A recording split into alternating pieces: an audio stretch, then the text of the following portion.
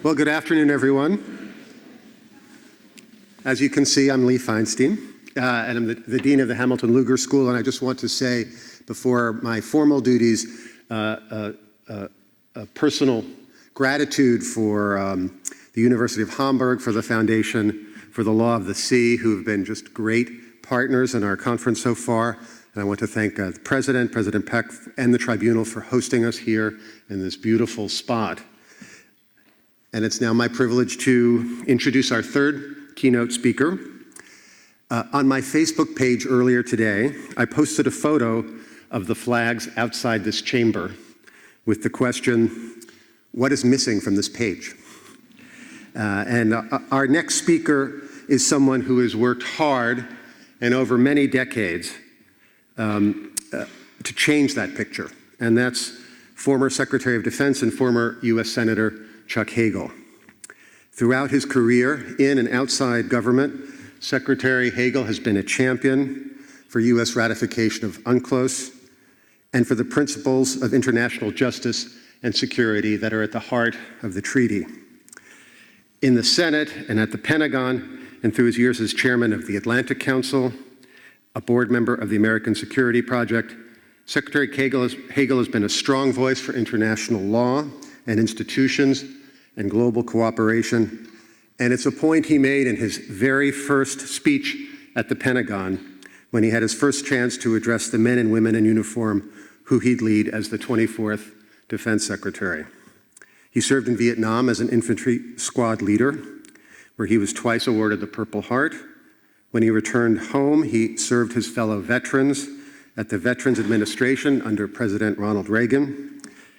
And in 1996, he was elected to his first of two terms in the U.S. Senate, where he became one of the Senate's leading voices on foreign affairs, and also a close colleague on the Senate Foreign Relations Committee, with one of the two people for whom the school where I work was named Senator Richard G. Lugar, who passed away just in the past year. A Republican internationalist like Dick Lugar, Senator Hagel was in the heart of the debate in 2003 and again in 2007 when the George W. Bush administration endorsed the Law of the Sea Convention. And he was, again, a partner to Secretary John Kerry in 2011 and 2012 when the committee last tried to find the votes for the U.S. Senate to give its advice and consent to ratify the treaty. Secretary Hagel is also committed to the rule of law in his own country, working closely with Harold Koh just 2 weeks ago to oppose the rescission in the Deferred Action for Childhood Arrivals program. And it's also fitting that the Secretary join us here today because he, like President Gusamo, is a unifier. He's committed to the principle that unity, not polarization, is the path to deep and enduring change. So please join me in welcoming former Secretary of Defense, Chuck Hagel.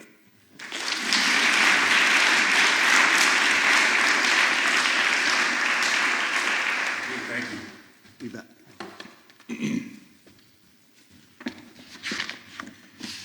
Thanks, Lee. I appreciate the introduction. Thank you for your service as well. Good afternoon, ladies and gentlemen. It's a real pleasure to be here in Hamburg today. I've been all over Germany many times over many years, but I've never been to Hamburg. So thank you for inviting me and allowing me an opportunity to get acquainted and share some thoughts. I particularly appreciate the opportunity to be here at a gathering galvanized by our former United States Ambassador and now Dean, Lee Feinstein, and a university bearing the name of one of my closest colleagues in the United States Senate, the Dean of Foreign Relations Committee Chairman, the late Dick Lugar, as well as my good friend and one of the most admired foreign policy leaders ever in the United States of House of Representatives, Lee Hamilton, the former chairman of the House International Relations Committee. I also want to thank the International Tribunal for the Law of the Sea, and the University of Hamburg for hosting this event and for all of your good work all of the time. I spent 12 years on the Senate Foreign Relations Committee during a turbulent time for American foreign policy. And through it all, one thing was consistent. Whether Dick Lugar was wielding the gavel or working the floor, his approach to governing was always the same. He wanted to find serious answers to some of foreign policy's most vexing questions. And to this day, his non-Lugar efforts have become shorthand for bipartisanship in foreign policy. They're also why the Lugar name means so much still today in Europe. Some may have forgotten just how insecure and unpredictable the world felt after the fall of the Soviet Union, when President George H.W. Bush, Brent Scowcroft, and James Baker were working hand in hand with Chairman Gorbachev and Chancellor Kohl to manage a transition that was anything but preordained. There were 35,000 nuclear warheads across Eurasia, stretching across 11 time zones, that had to be locked down. Today, 28 years later, 14 of the 15 successor states to the old Soviet Union are nuclear weapons free. That didn't happen by accident, and it didn't happen on its own. It happened because people like Dick Lugar and Lee Hamilton made it work at home and in Congress, so the resources and the money were there. And because a whole cadre of international diplomats made it work through cooperation, even among former adversaries. We don't remind ourselves enough of that story and how instructive and important that story is, and stories like it. The post-World War II order isn't just a doctrine or an arcane blueprint to be studied in think tanks. It's real. And we needed to make it as real and compelling for the next generation as it has been for our generation, so that they reinvest in it today and they renew it tomorrow. Growing up in Nebraska, I was named after my father, a greatest generation of World War II veteran. Through him, I developed early on a visceral understanding of how close the world came to local and total chaos and destruction. During that time of great global upheaval, the world was pulled back from the brink through global alliances dedicated to common interests, order, transparency, accountability, democracy, and decency. We saw how essential these requisites were, not just to avoiding that tipping point, but to putting the world back together again and making sure that never, never again would we come so close to some kind of an intolerable alternative. We were given a new world through the sacrifices and example of the greatest generation all over the world. But we were also taught a lesson that every generation must take responsibility for its time, do its part, and build on and improve what past generations have given us. That's why this conference and this discussion about the law of the sea is so important. The world order that exists today didn't just emerge out of nowhere. It was built carefully, over time, out of necessity, by free people and nations that knew too well what happens when aggression goes unchecked, when there is a reluctance to fight, to promote, and uphold democratic values and respect for the law. With all the problems in the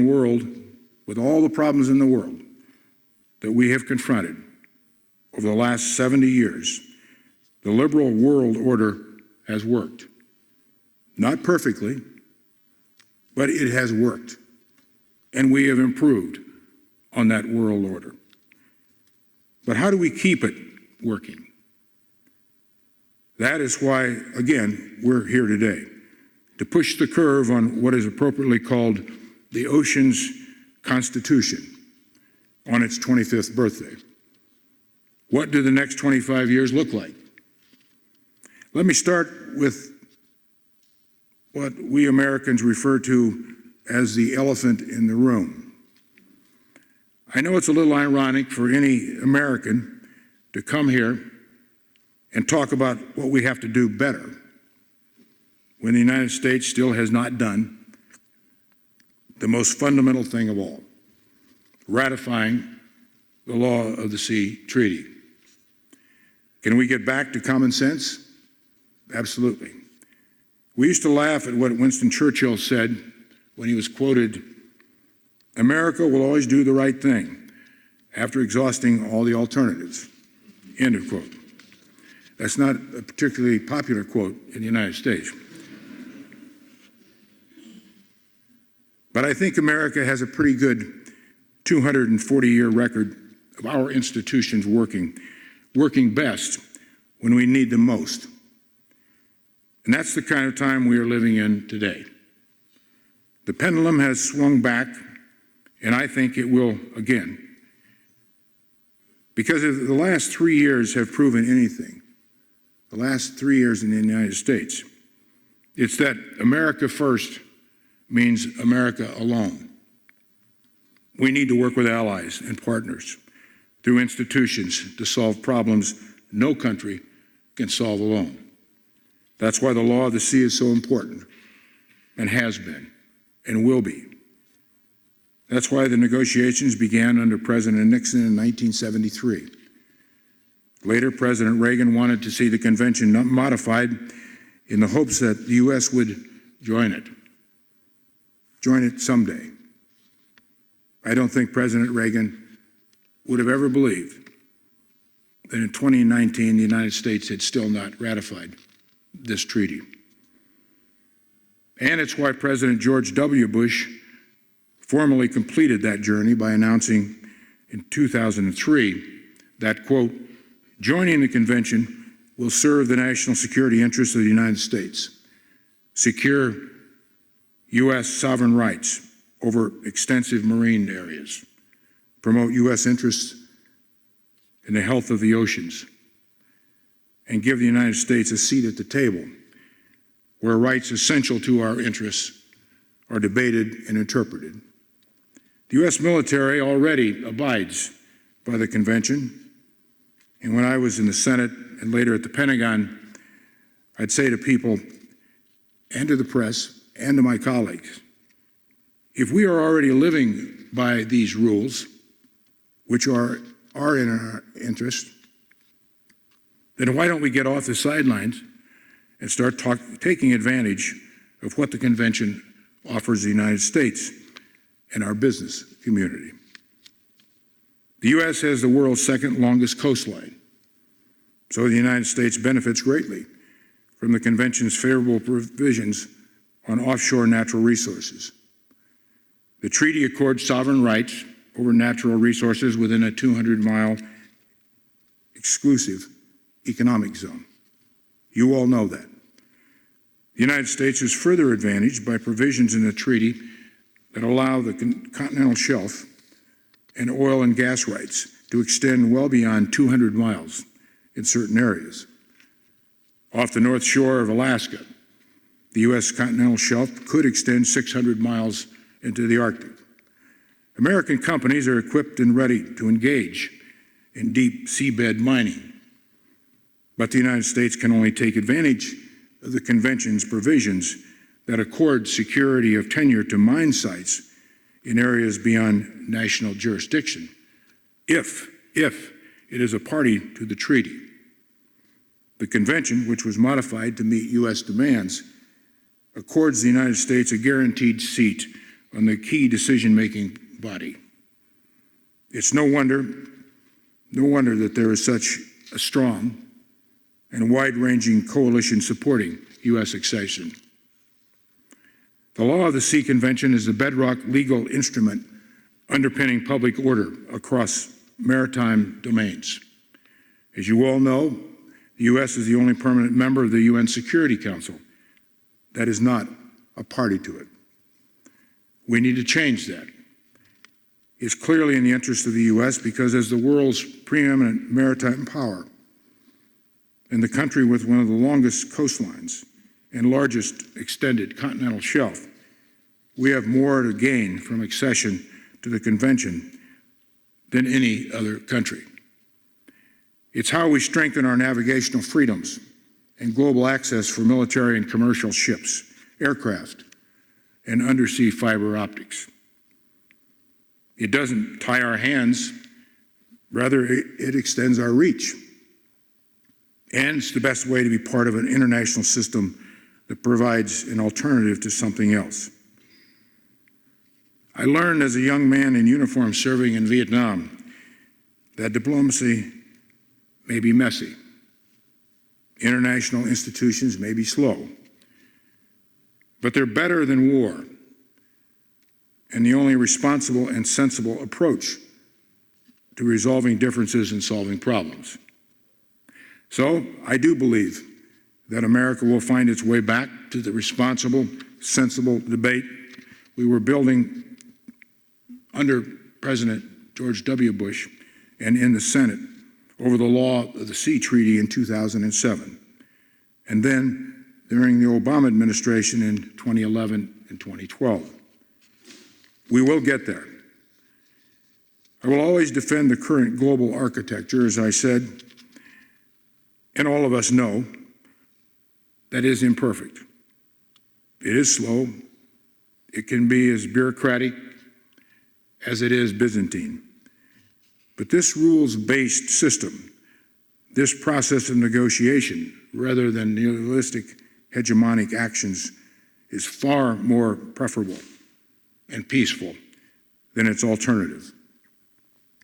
But we have to also show that the ways in which it is relevant and beneficial to people everywhere is important and real to their lives.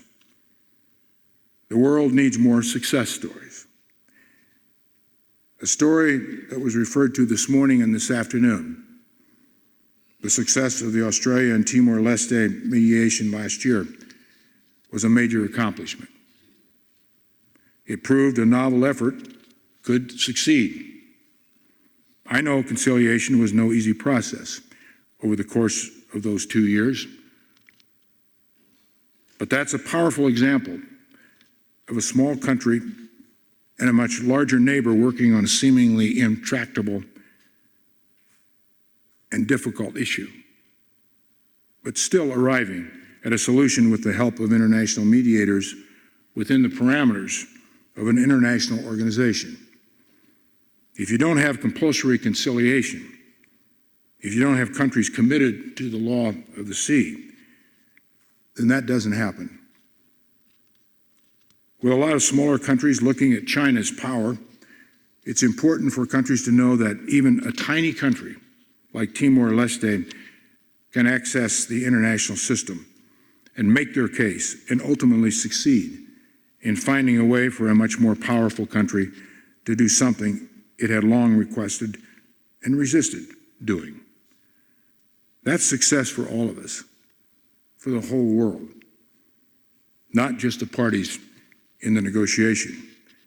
That a small country could succeed in obtaining a secured permanent maritime boundary that is consistent with international law, guaranteeing their sovereign rights as a coastal state under UNCLOS without a bullet being fired or a sanction or tariff being levied. There are more than 400 outstanding maritime boundary disputes in the world today. We don't have decades to solve each. Unmet needs and unmet expectations strain the legitimacy of the international order.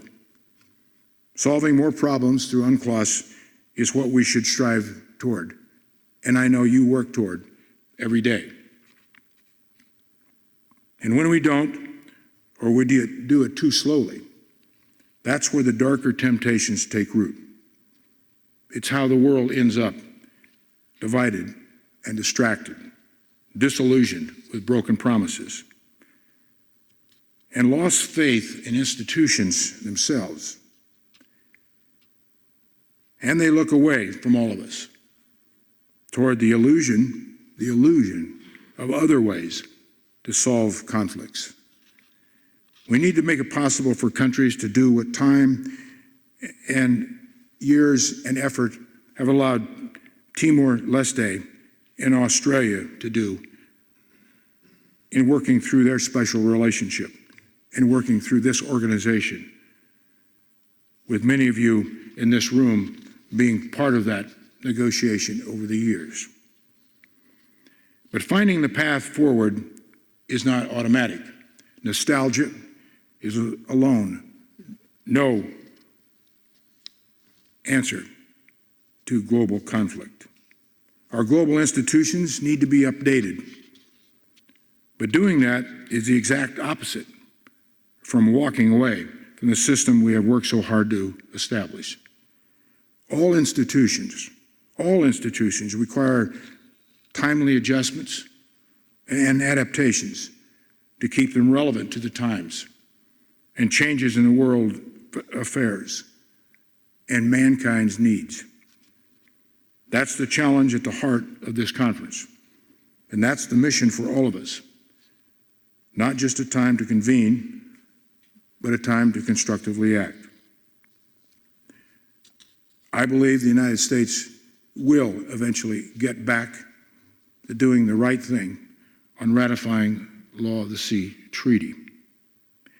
Ladies and gentlemen, I appreciate very much the opportunity to be with all of you today.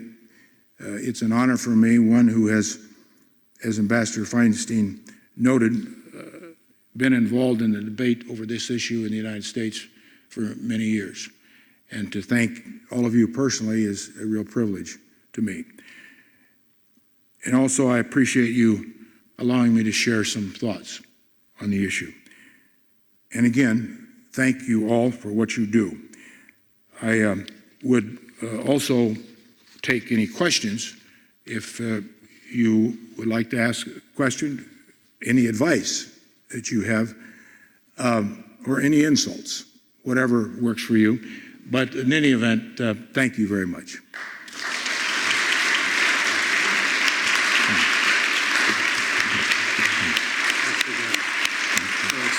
Field the questions for you. Okay. So the Secretary has agreed to take questions, which is terrific. I'm going to take the prerogative of the introducer and ask one, and then I'd like just raise your hand and I'll keep track of who's up, and we look forward to a good exchange. Mr. Secretary, you talked a lot about the benefits of the United States becoming a party to the treaty. In the United States, it seems like all of the major constituencies line up behind the treaty. Business community lines up behind it. The military, as you know better than anybody, lines up behind it. Common sense lines up behind it. So just based on your understanding and having been in the Senate and also in the executive branch in a cabinet position, can you help us understand better what's happening and what's been the plan? Well, thanks, Lee. I'll attempt to do this in a succinct way. It's hard to do for a former senator. You know, we usually just talk and talk. Over the years, there has been a small group of influential senators that they have mostly resided in my party, the Republican Party, conservative Republicans who have essentially believed that global institutions are always suspect. Not just the Law of the Sea Treaty and what it represents, but because the United States is the largest economy in the world, has the largest armed force structure in the world, biggest business community in the world and so on. We don't need these institutions. I think, as you have heard from me, that it is dangerously short-sighted, and I think they're wrong. And I've said so in debates with many of them on the floor of the Senate and elsewhere. But in the Senate, to ratify a treaty, and you know, Ambassador, and many Americans do, that you need 67 votes out of 100. There are 100 senators, as most of you know, in the United States Senate, 2 from each of the 50 states. So in order to ratify a treaty, you need 67 out of 100. We have been unable to get to 67 votes. And many Republicans, like Dick Lugar and me in the Senate, were strong advocates of this treaty, and there have been others. But we have not been able to break off enough of that conservative Republican base that to get there. I think that has been the years-long answer to the question, then why haven't you ratified it? It's very interesting to me that you've essentially had every president since Nixon supported the concept of it. And then George W. Bush comes out formally, officially says, okay, it is in shape now for us to sign it and ratify it. Every president except our current president, President Trump. All of our senior military over the years, all the chairmen of the Joint Chiefs of Staff, all of the chiefs of the U.S. Naval Forces and the Coast Guard, all of our forces, secretaries of state. I think every secretary of state since Nixon's secretary of state has strongly endorsed the treaty. So at the highest levels of responsible government, there's no question, no issue. The business community endorses it, supports it.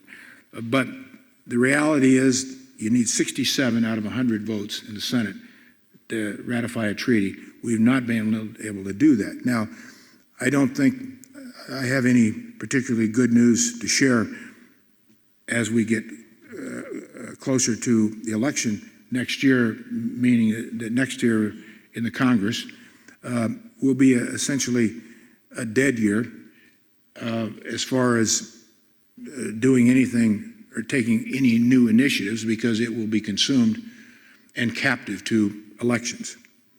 And probably next year, more than any year in modern history, it surely will be captive to elections.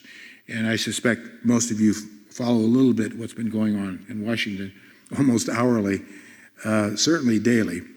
You've got an impeachment inquiry going on against President Trump and other issues. You've got a foreign policy issue now going on regarding Syria and Turkey.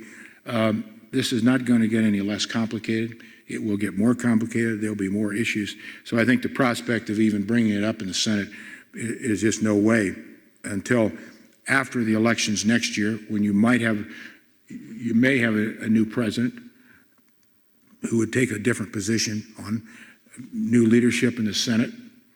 Then I think the 2021, 2022 years in the Senate would be the earliest that you would see us get at it. But in the meantime, all of us in the United States who've been hammering on this for a long time must keep talking about it and pointing it out, as you all are doing, and especially highlighting the success stories and why it's so good for our country. Thank you. All right, the floor is open. Yes, please.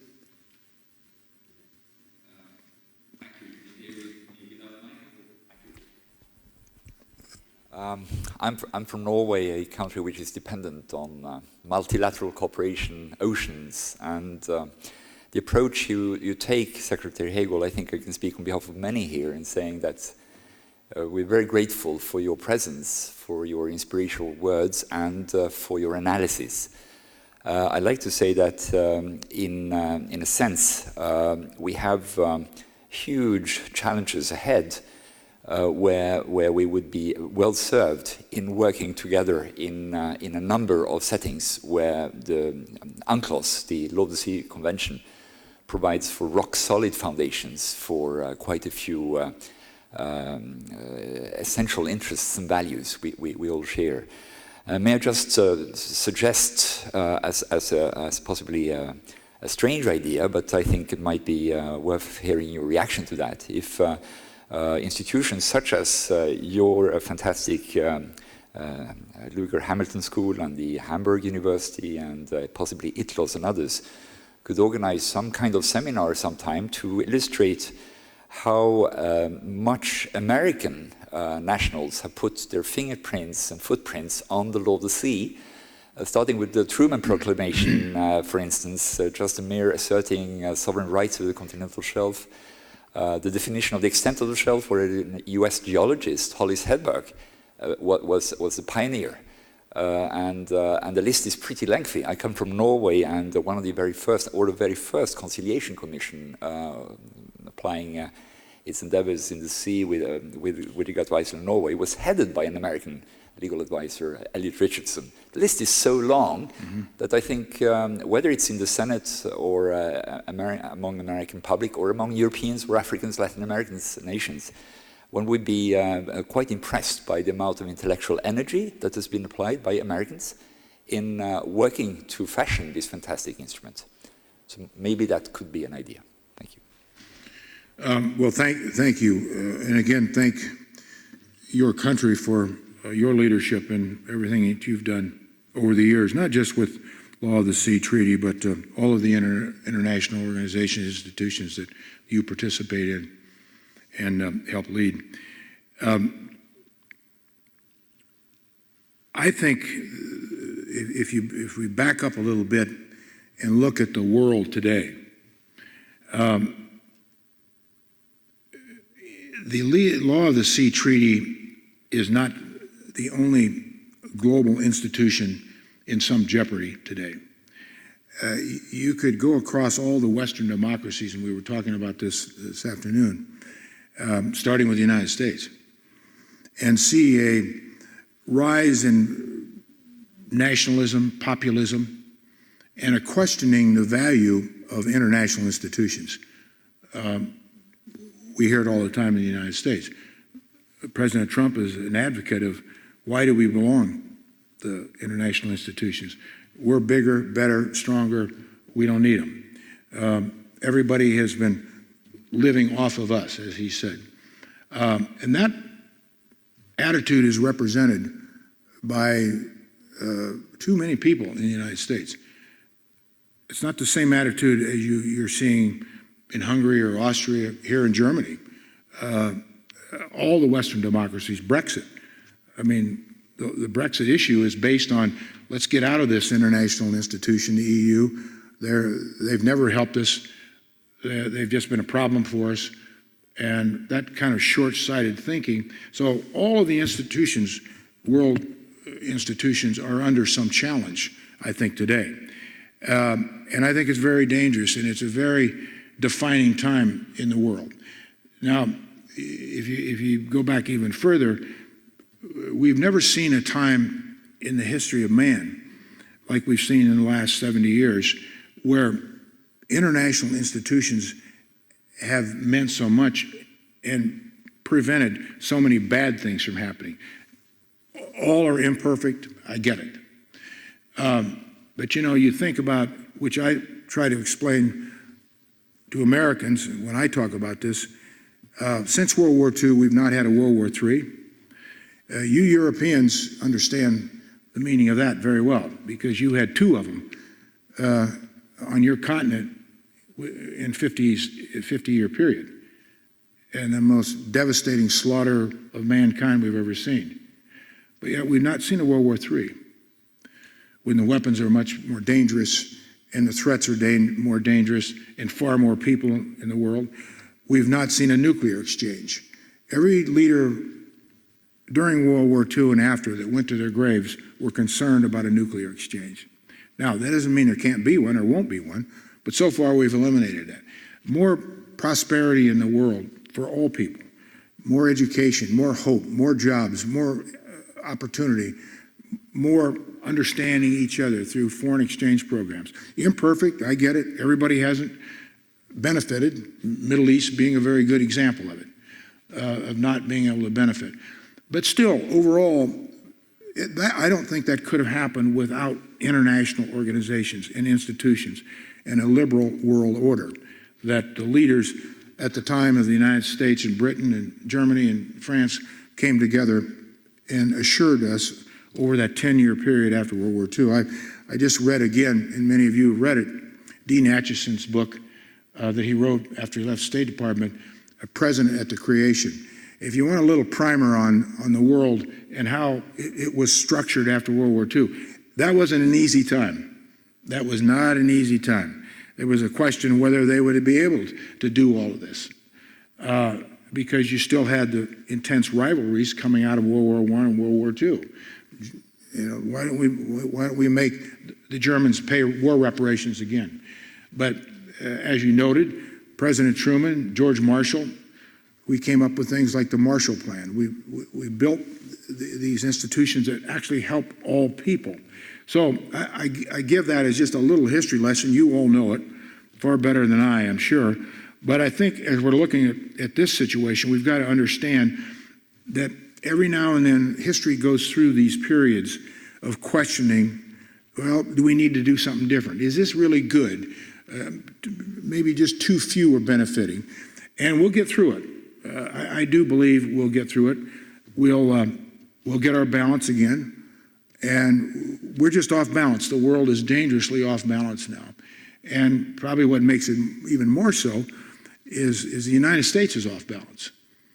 And it doesn't mean that the United States should be the center of anything, but because we have a unique role in the world, I've always thought, working with allies and working with institutions, and because we are the biggest and the strongest, doesn't mean we always will be, we have more of a responsibility to make the NATO work and to make all these institutions work. And I don't think that's a burden. I know President Trump thinks otherwise, and a lot of people in the United States, that they think that's a burden. I don't think that's a burden, because I think if we want to just look at it through the sovereign lens of each nation, we, the United States, have derived far more benefits from international organizations, I think, than any country. I think all countries have benefited, but sure as hell the United States has benefited from every one of these. So we're going through this period of intense review. Is this any good? That always rises a certain amount of demagogues in every country. That's not unique to the United States. In every democracy, you got demagogues who will misrepresent and lie. So it's a way too long explanation and answer to your question, but I think it requires us every now and then to review and step back and what kind of a time are we living in right now? And we just get our heads straight, just keep pushing and doing it right, doing the right thing for the right reasons, and we'll get through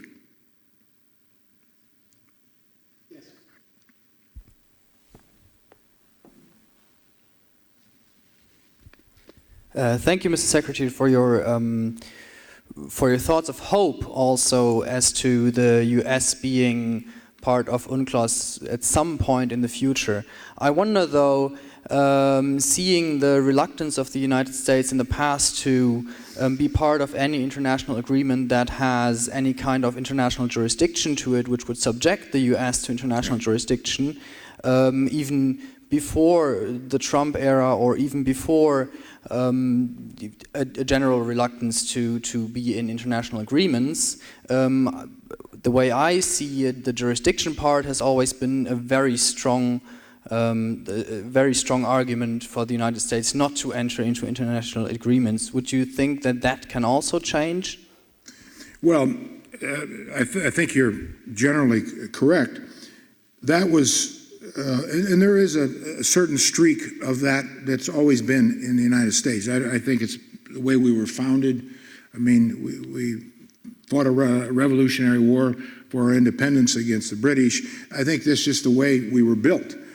And so you're always dealing with that. And I think, by the way, that's a smart question to always ask. Every country should always ask that before you allow yourselves to get into an agreement that would be that would condition your country do certain conditions and stipulations of an international agency. Is it in the long run good for you, better for you, or not? So I think that's a legitimate question every country should ask, and certainly we do, and I think you've said it right in why we have been probably maybe more than anybody else in a position to push back on some of these things. But again, when you look at the international organizations that we belong to, almost all of them, Ronald Reagan said, and I mentioned it in my remarks, that he thought the UNCLOS was too restrictive and bound us to too many conditions, the United States. So he didn't say, no, we're not going to sign it, or we shouldn't sign it, or it's a bad idea. He didn't say that at all. He said, we need some changes, see some changes, so they wouldn't be so restrictive to us. Those changes were made. Hence, in 2003, George W. Bush said, and George W. Bush was a very conservative Republican president, we can now sign this. This is in our interest.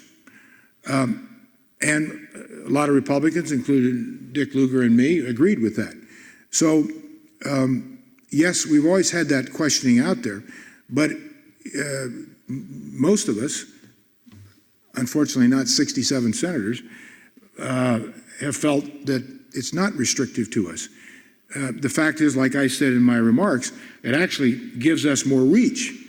It legitimizes our continental shelf. I mean, there are things in this that are very good for the United States, and probably the most deciding example is we abide by most every stipulation of the law of the sea treaty now. Our military surely does. So, I mean, where's the logic here? If your military is abiding by the law of the sea and you're concerned about national security, then we got a disconnect somewhere. So they just haven't listened, the politicians, as much as I think they should have, to our military. Our military's main responsibility is the defense and security of the country, just like yours. They're not going to sign something or respond in a positive way to something if they think in any way it would restrict our rights or certainly our national security.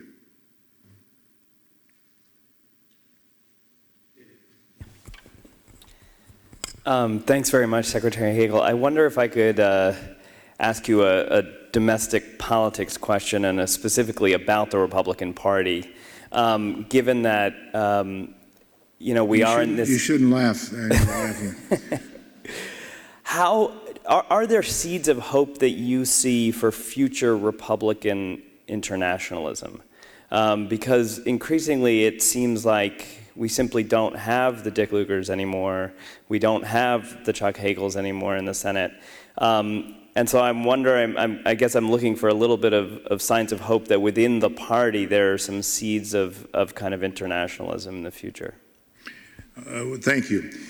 Well, I mentioned I'm a Republican. I still am a Republican. I don't know what the hell the Republican Party stands for. The Republican Party, as far as I can tell, is really made up basically today of three major tribes. One is a foreign policy tribe, and you're seeing the Republicans react against Trump. It's that crowd over the Turkey-Syria issue. The second tribe would be the economic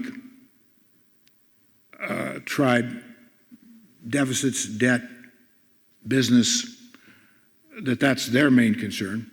And the third would be more local issues that are more community-oriented and more indigenous, I think, to United States politics, like abortion. That's still a big issue in our country. An organization called Planned Parenthood. A lot of that third tribe wants to eliminate Planned Parenthood. Then you got offshoots of those three main groups of the Republican Party. The Republican Party used to be just the opposite from where it is now on fiscal responsibility, for example. I mean, that was the number one thing, fiscal responsibility. They've blown through all deficits, debt ceilings, Nobody cares about any of that anymore. Nobody cares about what kind of debt we're leaving for the next generation, for our kids and their kids. Second, the Republican Party used to be a party of international engagement, of free trade. What do you mean tariffs, sanctions, castigating your oldest, strongest friends and partners and tariffing them on everything? That was never what the Republican Party used to be. But international engagement, strong national security, so on. So how all of this has come about and come undone, I think, number one, it reflects somewhat on my points about international organizations being questioned by a lot of people all over the world. It's the same kind of thing in the Republican Party. I think there's a lot of questioning that's gone on over the last few years about politicians, about Washington, about bureaucracy, about government. The government's too big, it doesn't do anything, it just takes our money. The reason for that, there's a lot of reasons for it. But it's dealing with the same kind of thing internally, politically, as we are seeing globally when questioning institutions. I think the Republican Party, whatever it is today, will find a new center of gravity. I think there are new, younger Republicans emerging in the House of Representatives and in the Senate that that do have some of the same philosophies, attitudes toward international engagement and toward what the Republican Party used to be. I'll give you one example in the Senate, and you all probably know him. Your junior Senator Young, Todd Young.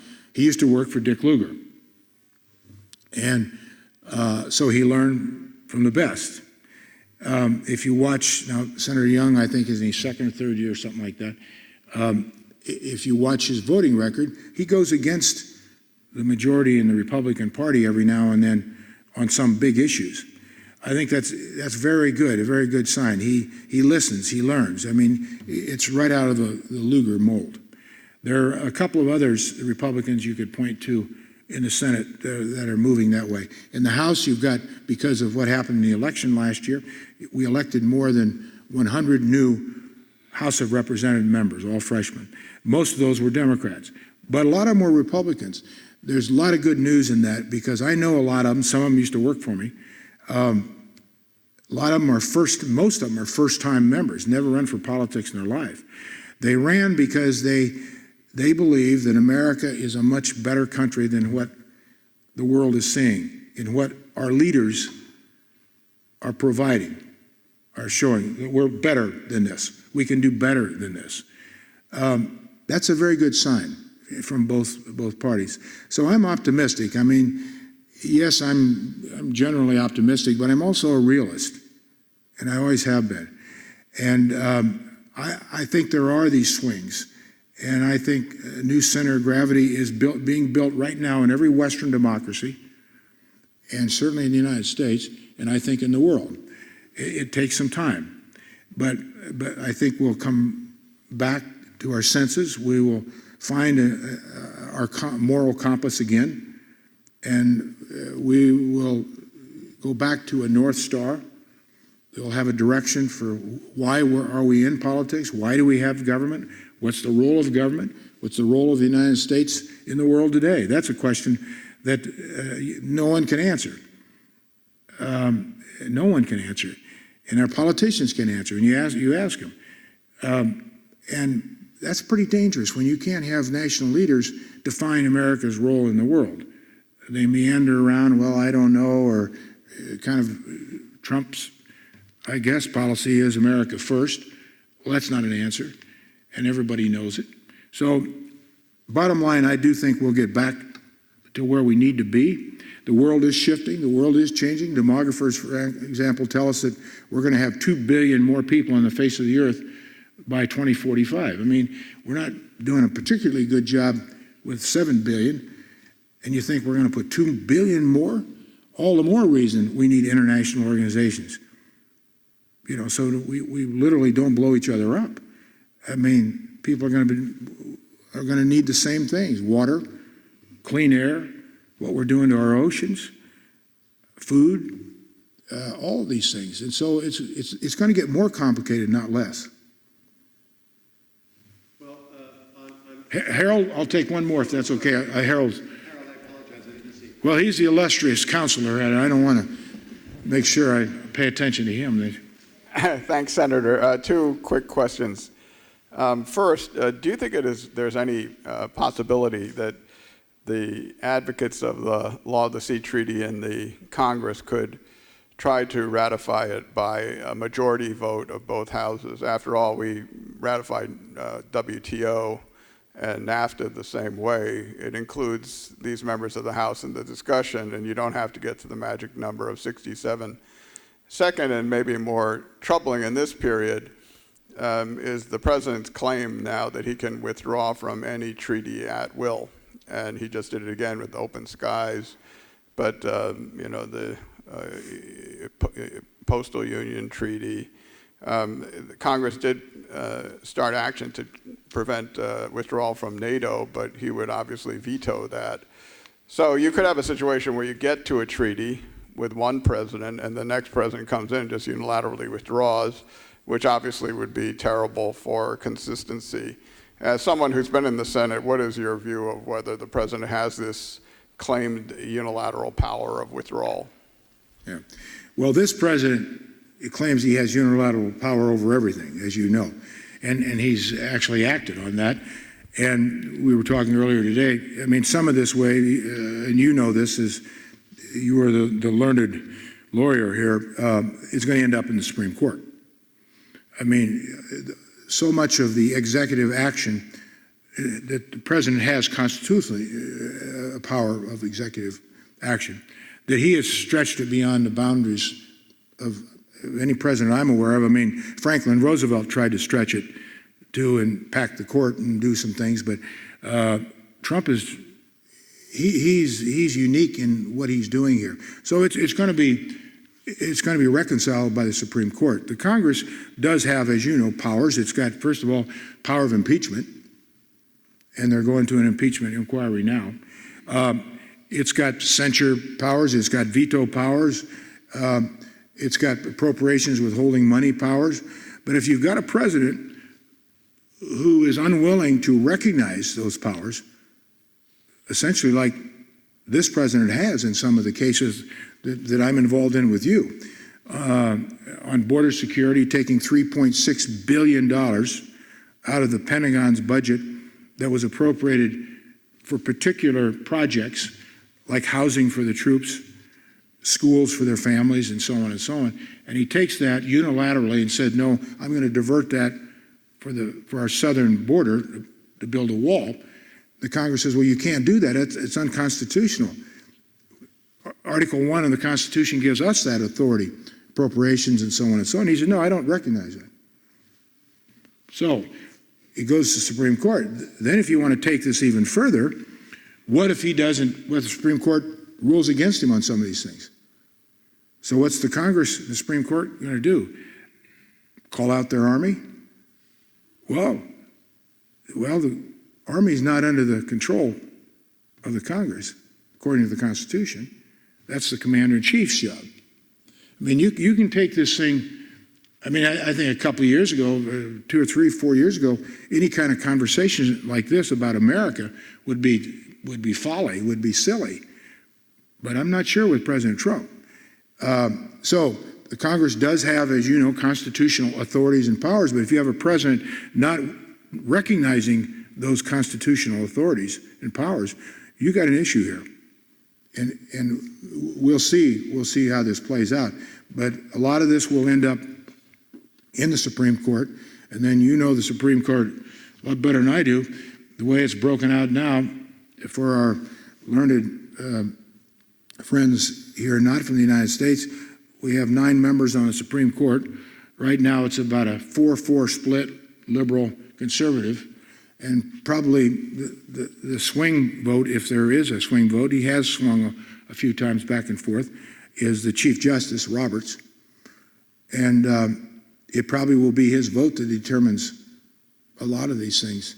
But we're in a very dangerous place, I think, in the United States. And it's going to get more dangerous as we go into 2016. I don't know how the impeachment inquiry settles out, but it's going to be a tough time for this country, the United States, at a particularly volatile, dangerous, uncertain time in the world.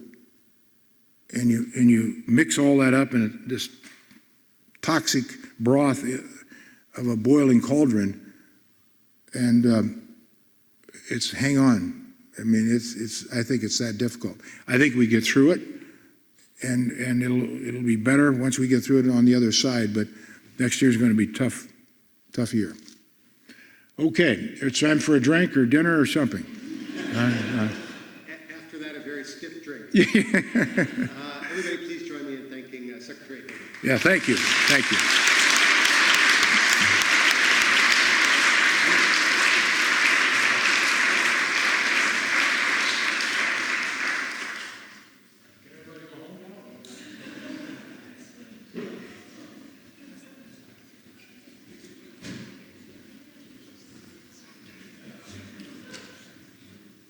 After these, don't worry, I'm not going to give a presentation, but rather say, after the very, very important remarks of Secretary Hagel, and I wish to say thank you so much for that, we have ended with a very dense day, for which I would like to say thank you to everyone, but this is a two-day event, and I will see you all tomorrow at 9 o'clock. We are going to start with two very important panel sessions, one on the law of the sea and modern technology developments, one on the BBNJ.